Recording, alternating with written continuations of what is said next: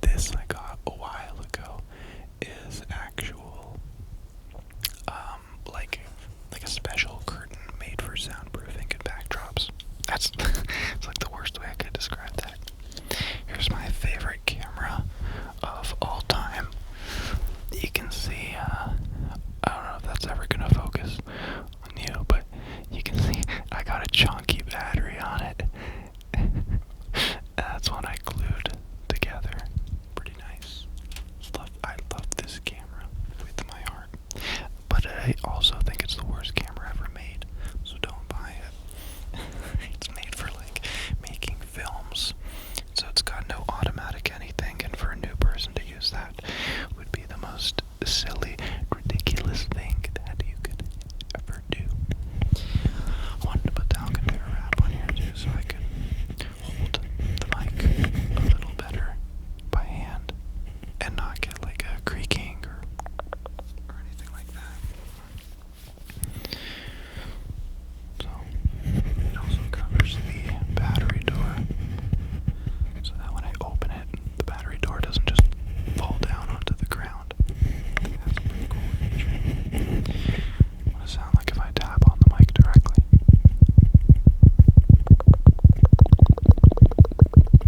That's one of the benefits of this mic, is that you can shake it, hit it, have a really loud noise and then a really quiet noise, because it's a 32-bit float. Just means it's recording raw data, all of its data, all at once. And for that reason, it just means you gotta do a little bit more work on the computer after. I just take a look at it, I adjust things, I change the frequencies, and then bang, bang, boom. It sounds kind of okay.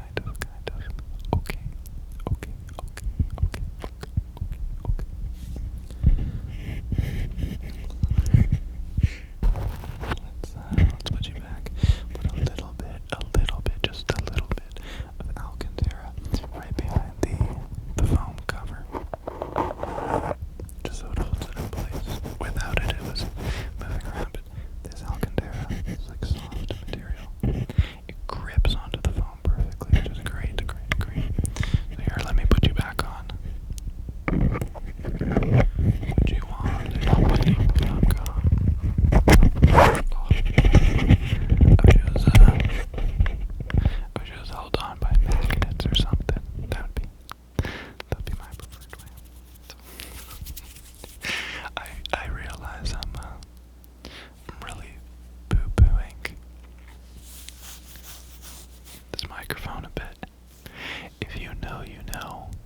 I have no bad will to any microphone maker. I think people trying to make microphones better and working hard for that kind of stuff is really cool, and we should always encourage and support manufacturers of microphones. This mic wasn't made for ASMR artists, so it has weird quirks and weird flaws, like you see here. But as you can see, I always think that even if something's not made perfectly for you or it doesn't work perfect, that doesn't mean that you can't change a few things and make it perfect for your exact application.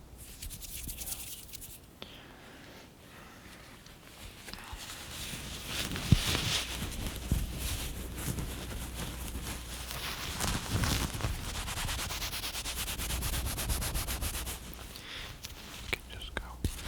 I'm curious. I haven't tested microphone brushing on here yet. I got a really interesting setup because the mic's just on a camera stand, but it's so locked in. This bottom portion, like you can see, the mic can move quite a bit. It's supposed to be a shock mount. I dream of getting a 3D printer one day so I can like 3D print out of some really soft plastic where it'd almost be like rubber. Because I feel like that's kind of something that wasn't done perfectly. I've fully taken this mic apart. I'm just looking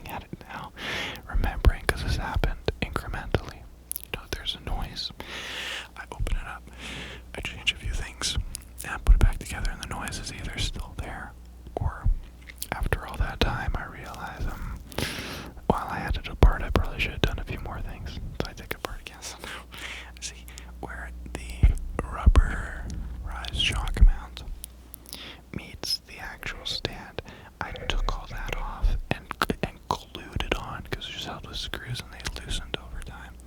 I took all that off and I glued it in place. Same with the mount that goes towards the 1/4-inch bit. I just glued that too. Just every possible little thing.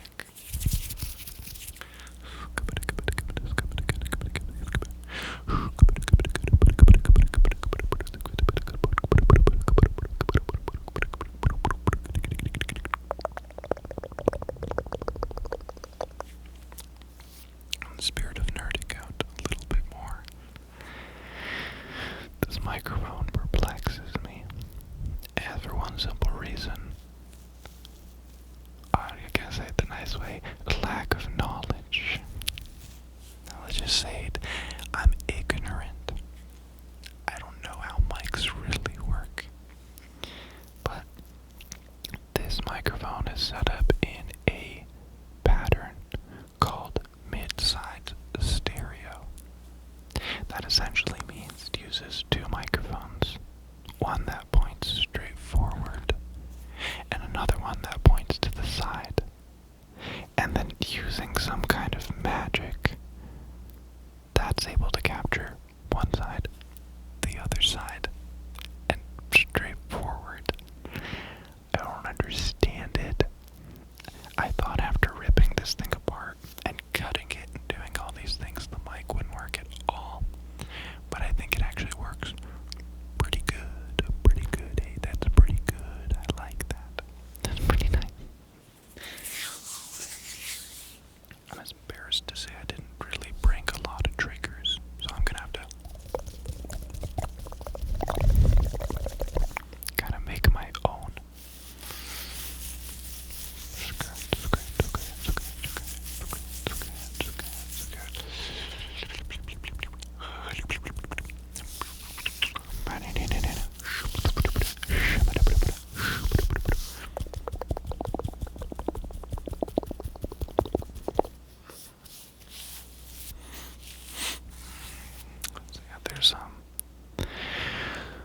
There's a lot of microphones in this world that need ASMRizing. I really hope that one day, like a big ASMR creator can come out with their own microphone, like from the ground up.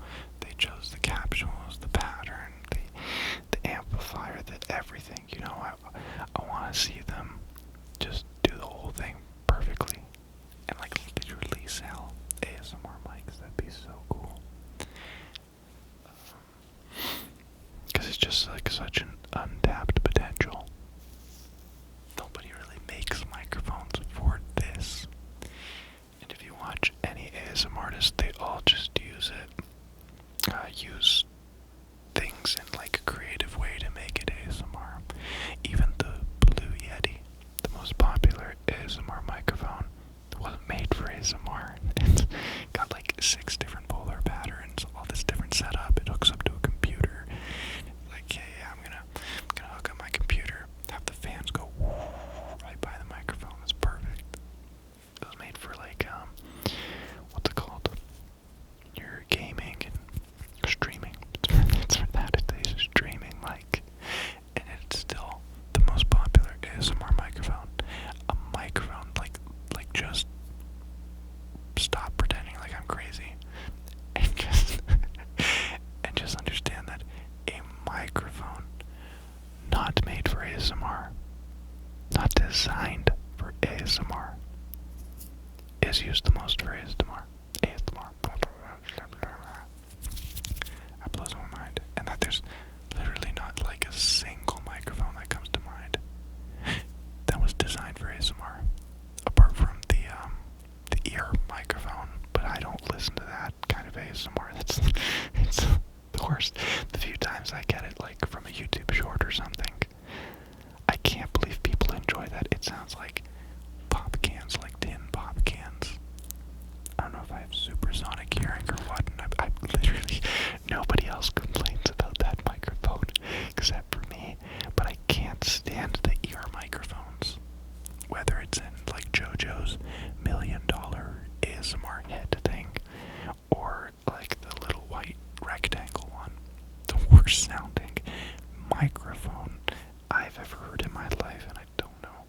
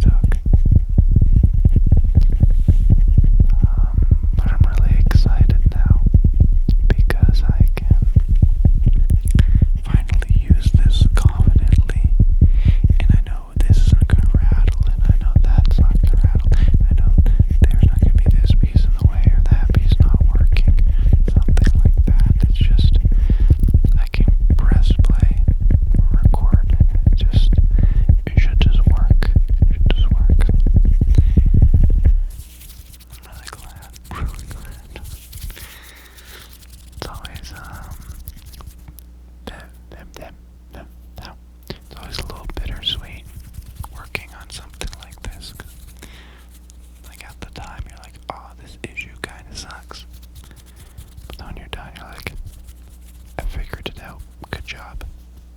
I figured out the rat